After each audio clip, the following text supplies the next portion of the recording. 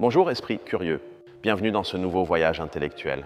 Aujourd'hui, nous allons déconstruire une idée qu'on nous a vendue comme la clé du succès, mais qui pourrait bien être la source de notre malheur. Une idée qui nous chuchote à l'oreille tous les jours, depuis toutes les plateformes et dans chaque livre de développement personnel que nous voyons. La question est aussi simple qu'effrayante. Sommes-nous réellement conçus pour l'amélioration continue ou sommes-nous tombés dans un piège qui nous contraint à nous sentir perpétuellement insuffisants? Réfléchissez-y un instant. Cette pression constante d'être plus productif, plus intelligent, plus performant, d'où vient-elle vraiment? Le concept d'amélioration continue, ou Kaizen comme on le connaît dans son origine japonaise, est né dans le monde des affaires. C'était une stratégie pour optimiser les processus et la production dans les usines. Son objectif était l'efficacité d'entreprise. Le problème a commencé lorsque nous avons appliqué cette logique industrielle à notre propre humanité. Soudain, nous n'étions plus des personnes vivant une vie. Nous sommes devenus des projets à optimiser constamment. Chaque jour, nous devions être une version 1.1 de nous-mêmes. Et la version précédente, celle d'hier, était déjà obsolète. C'était déjà, d'une certaine manière, un échec. Ceci nous introduit à une idée clé de la psychologie du bien-être, l'adaptation hédonique. Ce terme, qui semble complexe, décrit un phénomène très simple. Les êtres humains s'habituent incroyablement vite aux bonnes choses. Cette augmentation de salaire, cette nouvelle voiture, cette réussite que vous cherchiez tant, vous procure une joie intense. Mais combien de temps cela dure-t-il? Des chercheurs en psychologie positive ont démontré que ce bonheur s'estompe et que nous revenons à notre niveau de base. Une fois que vous vous habituez à la nouveauté, vous avez besoin de quelque chose d'encore mieux pour ressentir la même émotion. C'est un tapis roulant dont il semble impossible de descendre. Nous courons toujours vers le prochain objectif sans profiter de l'endroit où nous nous trouvons. Or, ce n'est pas entièrement de notre faute. D'un point de vue de l'anthropologie évolutive, nos cerveaux ne sont pas conçus pour le bonheur constant. Ils sont conçus pour la survie. Pendant des millénaires, l'insatisfaction fut un avantage. Un cerveau qui cherchait toujours plus de nourriture ou un meilleur abri avait plus de chances de survivre. Ce mécanisme du « jamais assez » nous a maintenus en vie dans un monde de rareté. Le problème, c'est que nous vivons aujourd'hui dans un monde d'abondance sans précédent. Nous avons le même cerveau ancestral, avec le même système d'exploitation d'insatisfaction, mais dans un environnement qui l'exploite d'une manière que nos ancêtres n'auraient jamais imaginée. Et c'est là qu'intervient la sociologie. La culture de consommation moderne dépend de notre insatisfaction. Elle ne fonctionne pas si nous sommes contents de ce que nous avons. Elle a besoin de nous créer constamment de nouveaux besoins. Elle a besoin que nous ressentions un vide pour que nous essayions de le combler en achetant le prochain produit, la prochaine formation, la prochaine solution. Les réseaux sociaux sont le moteur de cette machine à insuffisance. Non seulement nous voyons la vie des autres, mais nous voyons une version éditée et parfaite. Un montage de leurs meilleurs moments. Notre cerveau, cependant, ne le traite pas comme un montage. Il le traite comme la réalité, comme une compétition que nous sommes en train de perdre. Une étude de l'Université de Copenhague a révélé que l'utilisation passive des réseaux sociaux, c'est-à-dire le simple fait de regarder sans interagir, est fortement corrélée à une diminution du bien-être et à une augmentation de l'envie. Nous nous comparons à un idéal impossible, un fantôme numérique. Et dans cette comparaison, nous en sortons toujours perdants. Donc nous avons la biologie contre nous, avec un cerveau programmé pour l'insatisfaction. Et nous avons une culture contre nous, un système économique et social qui profite de cette même insatisfaction. C'est la tempête parfaite pour une épidémie d'anxiété et d'épuisement. On nous a convaincus que la faute est la nôtre. On nous dit que nous ne nous efforçons pas assez, que nous ne sommes pas assez disciplinés, que nous avons besoin d'une autre technique de productivité. Mais et si le jeu était truqué? Et si nous jouions à un jeu impossible à gagner par conception? Et si le but continuait de se déplacer exprès? Pensons au langage que nous utilisons. Nous parlons de hacker notre biologie, d'optimiser nos routines, de maximiser notre potentiel. C'est un langage de machines, de systèmes informatiques. Nous avons oublié comment parler le langage des êtres humains. Un langage qui inclut le repos, l'acceptation et la simple joie d'être. Le philosophe Byung-Chul Han, penseur contemporain, l'appelle la société de la performance. Dans cette société, nous ne sommes plus exploités par un patron tyran, mais nous sommes devenus nos propres exploiteurs. Nous nous exigeons à nous-mêmes jusqu'au point de l'effondrement, croyant que nous le faisons de notre propre volonté et liberté. Le paradoxe est cruel. La quête de liberté par l'auto-amélioration nous mène à une nouvelle forme d'esclavage. Un esclavage auto-imposé. Nous courons dans la roue de hamster, non pas parce que quelqu'un nous y oblige avec un fouet, mais parce qu'on nous a convaincus que courir est l'expression ultime de notre liberté. Alors, quelle est l'issue? Si l'amélioration continue est un piège, l'alternative est-elle la stagnation et la médiocrité? Pas nécessairement. La clé n'est pas d'abandonner le désir de grandir, mais de changer radicalement la raison pour laquelle nous le faisons. Le secret est de redéfinir ce que signifie s'améliorer. Au lieu d'une amélioration infinie, motivée par l'insuffisance, nous pouvons aspirer à une croissance intentionnelle. Cela signifie choisir de grandir dans des domaines qui nous apportent un but authentique et de la joie, et non dans ceux que la société nous dit être importants. Il ne s'agit pas d'être le meilleur, mais d'être plus fidèle à soi-même. La neuroscience nous donne un indice. Lorsque nous agissons par motivation intrinsèque, c'est-à-dire en faisant quelque chose parce que nous l'apprécions, plutôt que pour une récompense externe, notre cerveau libère de la dopamine de manière plus durable. C'est une forme de récompense qui ne crée pas la même dépendance que le tapis roulant hédonique. Cela signifie cultiver l'autocompassion, comprendre que nous sommes des êtres imparfaits dans un monde imparfait et que c'est bien ainsi. La psychologue Christine Neff, l'une des principales chercheuses dans ce domaine, a démontré que l'autocompassion est un moteur bien plus efficace pour la croissance personnelle que l'autocritique constante. Cela signifie pratiquer la gratitude, non pas comme un cliché, mais comme un exercice mental actif. Se concentrer sur ce que nous avons déjà rompt le cycle du désir constant de ce que nous n'avons pas. Cela entraîne notre cerveau à trouver satisfaction dans le présent, désactivant temporairement cet ancien instinct de rareté. Et peut-être le plus radical de tout, cela signifie accepter nos limites. Nous vivons dans une culture qui nous dit qu'il n'y a pas de limites, que nous pouvons être n'importe quoi si nous nous efforçons suffisamment. C'est un mensonge épuisant. Reconnaître nos limites n'est pas une faiblesse, c'est de la sagesse. C'est savoir où investir notre énergie finie. Nous avons démantelé le mythe. La quête incessante d'amélioration n'est pas un mandat biologique de grandeur, mais un écho de notre passé évolutif, exploité par un système qui se nourrit de notre insécurité. On nous a vendu une course sans ligne d'arrivée, et il est temps d'arrêter de courir. La vraie croissance n'est pas une ligne ascendante et infinie, c'est plus comme un jardin. Elle demande des soins, de la patience et aussi des périodes de repos. Parfois, l'action la plus productive est de ne rien faire. C'est de nous permettre d'être simplement, et dans cet être, de trouver une suffisance qu'aucun objectif externe ne peut offrir. Alors, la prochaine fois que tu ressentiras ce pincement d'insuffisance, cette voix qui te dit que tu n'en fais pas assez, demande-toi, est-ce ma voix ou est-ce l'écho d'un système qui me veut insatisfait? La réponse à cette question pourrait être le premier pas pour sortir du piège. Il ne s'agit pas de rejeter l'ambition, mais de la récupérer, de la faire nôtre, de la diriger vers des fins qui nous nourrissent, au lieu de nous épuiser. De construire une vie avec un sens personnel, non pas une vie qui a l'air bien sur une feuille de calcul de productivité ou un profil de réseau social. Le changement de mentalité est subtil mais profond. Nous passons de la question « Comment puis-je être meilleur ?» à « Comment puis-je vivre de manière plus authentique ?» La première question te met dans une course contre tous. La seconde te met dans un voyage avec toi-même. La destination est complètement différente. La philosophie stoïcienne, par exemple, nous enseigne à différencier ce que nous pouvons contrôler de ce que nous ne pouvons pas. La pression sociale, les algorithmes, l'économie mondiale, nous ne pouvons pas les contrôler. Mais notre réponse, nos intentions et notre approche, oui. C'est là que réside notre véritable pouvoir. Nous avons exploré la psychologie, la sociologie et la philosophie derrière ce piège moderne. Nous voyons que ce n'est pas un échec personnel. C'est un problème systémique et biologique auquel nous sommes tous confrontés. Et le simple fait de comprendre l'architecture du piège est le premier pas pour le désactiver. En conclusion, nous ne sommes pas conçus pour l'amélioration continue dans le sens où on nous l'a vendu. Nous sommes conçus pour survivre et ce design a été détourné. La vraie amélioration n'est pas d'être plus, mais d'être suffisant. Et la suffisance ne se trouve pas dans le prochain objectif, elle se cultive dans le moment présent. La prochaine fois que tu accompliras quelque chose, arrête-toi. Vraiment, arrête-toi, savoure ce moment. Ne pense pas immédiatement à ce qui suit, donne à ton cerveau l'occasion d'enregistrer la victoire. C'est un acte de rébellion contre la culture de l'insuffisance. Un petit acte qui, répété, peut changer ta vie. Rappelons que la vie n'est pas un projet d'optimisation. C'est une œuvre d'art, et l'art ne consiste pas à être parfait. Il s'agit d'être expressif, d'être réel, d'avoir des textures, d'avoir des lumières et surtout d'avoir des ombres. Ce sont les ombres qui donnent de la profondeur à l'image complète. Le paradoxe final est qu'en arrêtant d'essayer d'être parfait, nous nous rapprochons souvent de notre véritable potentiel. En nous libérant de la pression d'être une version idéalisée de nous-mêmes, nous libérons l'énergie d'être simplement nous-mêmes. Et c'est la version la plus puissante que nous puissions être. Pense à la nature. Un arbre n'essaie pas d'être l'arbre le plus haut à chaque seconde de son existence. Il grandit simplement. Il s'adapte aux saisons. Il a des périodes de croissance et des périodes de latence. Et dans tout ce processus, il est parfaitement un arbre. Nous devrions apprendre davantage de cette sagesse organique. La culture du hustle, cette idée de travailler sans relâche, nous vend l'épuisement comme une médaille d'honneur. Mais des études en neurosciences démontrent que le cerveau a besoin de temps d'inactivité pour consolider la mémoire, apprendre et générer des idées créatives.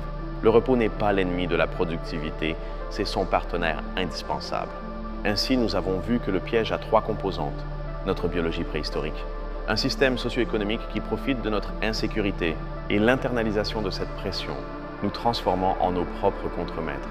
Connaître l'ennemi, c'est la moitié de la bataille. L'antidote, par conséquent, a aussi 3 parties. La conscience de nos propres schémas de pensée, un filtre critique contre les messages culturels que nous consommons et, le plus important, une dose radicale d'auto-acceptation. Ce n'est pas un chemin facile, mais c'est le seul qui mène à la paix. La prochaine fois qu'une application te demandera d'évaluer ta journée ou qu'une publicité t'offrira une vie optimisée, souviens-toi. Tu es un être humain, pas un algorithme. Ta valeur ne se mesure pas en métrique de performance. Ta valeur est inhérente. Simplement par ton existence, tu es déjà suffisant. Ce n'est pas un appel à la conformité. C'est un appel à une rébellion consciente, une rébellion contre la tyrannie de l'amélioration infinie. C'est choisir la profondeur plutôt que la vitesse, le but plutôt que la productivité et le bien-être plutôt que la performance. C'est récupérer le contrôle de notre propre définition du succès. J'espère que cette réflexion t'a donné une nouvelle perspective, qu'elle t'a fait remettre en question certaines des pressions que nous tenons pour acquises dans notre quotidien. Parfois, la question la plus puissante est celle qui défie la prémisse fondamentale sur laquelle nous construisons nos vies. L'idée que nous devons toujours nous améliorer est l'une de ces prémisses. Et en la remettant en question, non seulement nous trouvons la paix, mais nous ouvrons la porte à des modes de vie plus riches et significatifs.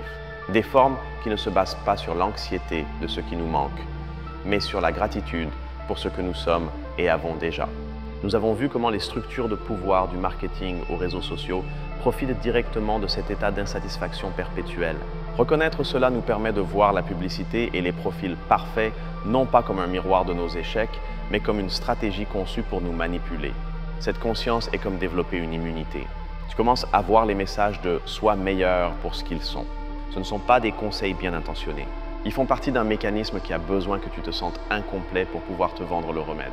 Un remède qui, bien sûr, n'est jamais définitif. L'alternative n'est pas la paresse, c'est l'action délibérée. C'est choisir tes batailles. Au lieu d'essayer de t'améliorer sur 20 fronts à la fois parce qu'un gourou de la productivité te l'a dit, choisis 1 ou 2 choses qui résonnent avec ton âme et travaillez-y avec patience et bienveillance. D'un point de vue psychologique, cela se rapporte à la théorie de l'autodétermination. Cette théorie postule que le bien-être humain dépend de 3 besoins fondamentaux. La compétence, sentir que nous sommes bons dans ce que nous faisons. L'autonomie, sentir que nous contrôlons nos propres vies. Et la connexion, nous sentir partie d'une communauté. Le piège de l'amélioration continue attaque souvent ces 3 besoins. Il nous fait nous sentir incompétents parce que le but se déplace toujours. Il sape notre autonomie en nous dictant dans quoi nous devons nous améliorer. Et il nous isole dans une compétition individualiste contre tous les autres, endommageant notre connexion. Par conséquent, une vie plus saine ne consiste pas à accumuler plus de réalisations. Il s'agit de nourrir ces 3 besoins. Trouver une compétence que tu aimes et la pratiquer pour le plaisir de le faire. Prendre des décisions basées sur tes valeurs, non sur les attentes externes. Et cultiver des relations profondes et significatives. Imagine un instant une société qui valoriserait la suffisance par-dessus la croissance infinie. Une société où le repos serait aussi respecté que le travail. Où la question « es-tu heureux ?» serait plus importante que « que fais-tu dans la vie ?» C'est un changement radical de paradigme, mais un changement vital pour notre bien-être collectif. Ce problème n'est pas seulement individuel, il est collectif. L'épuisement professionnel ou burn-out, reconnu par l'Organisation mondiale de la santé, est un phénomène lié au travail, non une simple défaillance personnelle. C'est le résultat d'un système qui exige une amélioration et une performance insoutenables. C'est une maladie de la société. En résistant à cette pression au niveau individuel, nous envoyons aussi un message collectif. Nous disons que nous valorisons notre humanité par-dessus notre productivité. Nous défendons le droit d'être imparfait, de nous reposer et de définir le succès à nos propres conditions. Tu n'as besoin de la permission de personne pour descendre du tapis roulant. Tu n'as pas à attendre d'atteindre un objectif imaginaire pour commencer à profiter de ta vie. La vie est maintenant, en ce moment précis, avec tes forces et tes faiblesses, avec tes réussites et tes échecs. Et elle est complète telle qu'elle est. L'anthropologue David Graeber a parlé des bullshit jobs, ces emplois qui n'apportent rien d'utile à la société. De manière similaire, nous pourrions parler d'objectifs bidons, des objectifs que nous poursuivons non pas parce qu'ils nous tiennent à cœur, mais parce que nous croyons qu'ils nous apporteront un statut ou une validation qui n'arrive jamais de manière permanente. Différencier un objectif qui nourrit ton âme d'un objectif bidon est peut-être la compétence la plus importante dans le monde moderne. Cela requiert une introspection honnête. Cela demande de se demander « Est-ce que je fais cela pour moi ?» ou pour l'image de moi que je veux projeter aux autres. La philosophie de l'existentialisme nous dit que nous sommes condamnés à être libres. Cela signifie que nous sommes, et nous seuls, responsables de créer le sens de nos vies. C'est une responsabilité effrayante, mais c'est aussi une opportunité incroyable. Cela nous libère de la nécessité de suivre le script que d'autres ont écrit pour nous. Ainsi, au lieu de chercher l'amélioration continue, cherchons l'alignement continu, un alignement constant entre nos actions et nos valeurs les plus profondes. Ce chemin n'est pas toujours ascendant. Parfois, il est latéral. Parfois, il nécessite même de prendre du recul pour trouver la bonne direction. La pression de s'améliorer nous fait souvent nous concentrer sur nos faiblesses. Nous passons notre vie à essayer de réparer ce qui est cassé en nous. Une approche plus saine pourrait être de nous concentrer sur nos forces. Au lieu d'essayer d'être médiocre en tout, sois exceptionnel dans ce qui te rend unique. Cette idée est appuyée par la psychologie positive. Des chercheurs comme Martin Seligman ont démontré qu'utiliser nos forces de caractère de nouvelles manières est l'une des voies les plus fiables vers un bien-être durable. C'est plus efficace que de s'obséder à corriger nos défauts. Nous avons vu que la narrative de l'insuffisance est une construction, une histoire que nous nous racontons et qu'on nous raconte. Et comme toute histoire, elle peut être réécrite. Chaque jour, avec chaque choix, nous pouvons choisir de raconter une histoire différente sur nous-mêmes. Une histoire de croissance, oui, mais aussi d'acceptation, de compassion et de suffisance. Le véritable voyage n'est pas de devenir une version parfaite et sans défaut de nous-mêmes. Le véritable voyage est d'apprendre à intégrer toutes nos parties, embrasser notre complexité, danser avec notre ombre au lieu d'essayer de la bannir. C'est là que réside la vraie complétude. J'espère que cette analyse approfondie t'a servi non pas comme une réponse définitive, mais comme un ensemble d'outils pour penser. Des outils pour que tu puisses construire ta propre philosophie de vie. Une qui te serve à toi, non au système qui t'entoure. Une qui te libère au lieu de t'enchaîner. Rappelons la sagesse ancestrale de nombreuses cultures. Le concept de wabi-sabi au Japon, par exemple, trouve la beauté dans l'imperfection et la fugacité. Il ne cherche pas la perfection polie, mais la beauté de l'authentique, de ce qui est usé par le temps. C'est une esthétique de l'acceptation. Adopter une mentalité de ce genre dans nos vies est un acte révolutionnaire. C'est dire que nos cicatrices, nos imperfections et notre histoire ne sont pas des défauts à effacer, mais une partie de notre beauté unique. Elles sont la preuve que nous avons vécu, lutté et survécu. Le piège de l'amélioration continue nous maintient dans un état de futur perpétuel.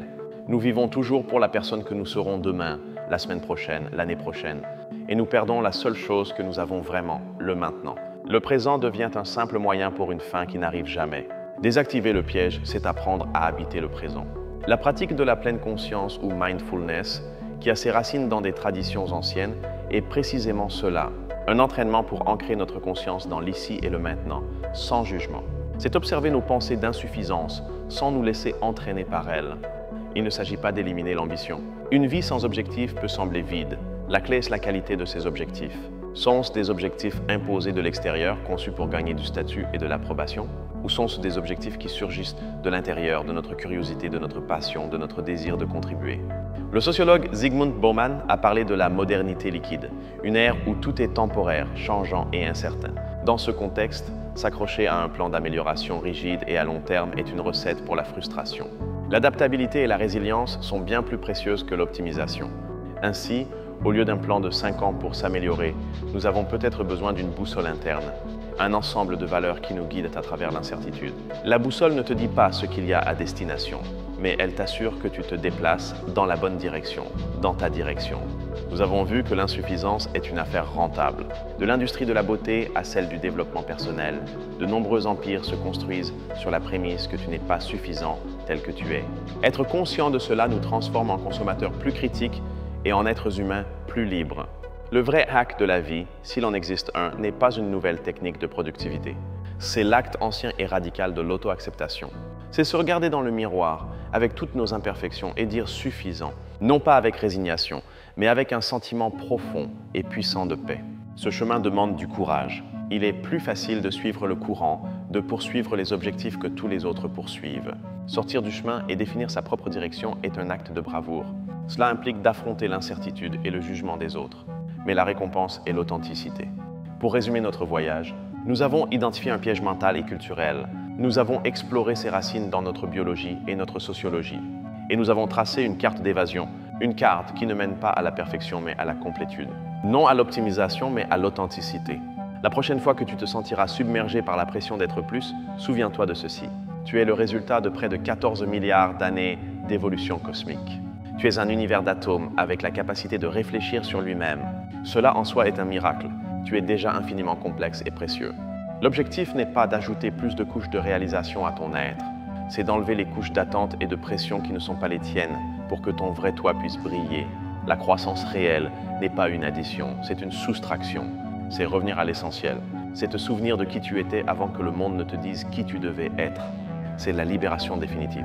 Se rendre compte que la course était facultative, que le jeu était truqué, et que tu as le pouvoir de quitter le plateau et de commencer à jouer ton propre jeu avec tes propres règles. Un jeu où l'objectif n'est pas de gagner, mais de jouer avec but et joie. C'est un sujet immense et complexe. Et aujourd'hui, nous n'avons fait qu'effleurer la surface. Mais j'espère que cette exploration t'a donné un langage et des concepts pour mieux comprendre tes propres luttes et celles de ceux qui t'entourent. La connaissance, dans ce cas, est véritablement pouvoir. Alors je t'invite à réfléchir. Dans quel domaine de ta vie ressens-tu cette pression de manière plus intense? Quelle amélioration poursuis-tu qui n'est peut-être pas vraiment la tienne? L'autoconscience est le premier et le plus crucial pas pour reprendre le contrôle de ta narrative personnelle. Nous avons vu le problème sous de multiples angles. Le cerveau évolutif, la société de consommation, la psychologie du bien-être. Tous pointent vers la même conclusion. La quête aveugle de l'amélioration est un chemin vers l'épuisement. La quête consciente d'un but est le chemin vers la plénitude. Souviens-toi, tu n'es pas seul dans ce sentiment. La sensation d'insuffisance est l'une des expériences les plus courantes dans la société moderne. C'est une épidémie silencieuse. En parler, le comprendre et le partager fait partie de l'antidote. Cela rompt l'isolement que le piège lui-même génère.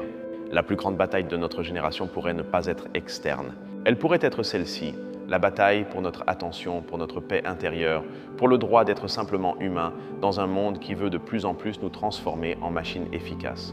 Choisis l'humanité, choisis la compassion, choisis la suffisance. Non pas parce que c'est le chemin facile, mais parce que c'est le seul chemin qui mène à un endroit où il vaut vraiment la peine d'être. Un lieu de paix intérieure et de connexion authentique avec le monde et avec toi-même. Nous sommes arrivés à la fin de cette analyse profonde. Nous avons démantelé l'idée de l'amélioration continue et nous avons trouvé le piège en son sein. J'espère que cette perspective t'offre une nouvelle liberté et une nouvelle façon de comprendre ton propre voyage. Rappelons le message central. Nous ne sommes pas conçus pour l'amélioration continue comme une fin en soi. Nous sommes conçus pour la survie, la connexion et la quête de sens. Le piège est de confondre une chose avec l'autre. La clé est d'aligner notre croissance avec notre but le plus profond. La vie n'est pas une course de vitesse vers un objectif inatteignable. C'est une promenade, parfois une danse, à travers un paysage complexe et magnifique. Il s'agit de prêter attention au chemin, non seulement de s'obséder avec la destination.